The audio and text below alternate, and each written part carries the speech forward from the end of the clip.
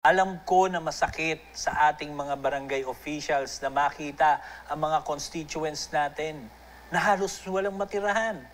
Nagkakasakit, walang pang-ospital, walang maipakain sa pamilya, walang pampaaral dahil naubos na yung pera noong bumaha sa kanilang lugar eh. Sino ba ang unang pinupuntahan ng mga taong nangangailangan? Mayor ba? Congressman po ba? Mga senador po ba? Hindi naman po eh. Tayo. Kayo. Tayo ang unang hinihingan ng tulong, lalo na pag kailangan ilikas ang mga tao.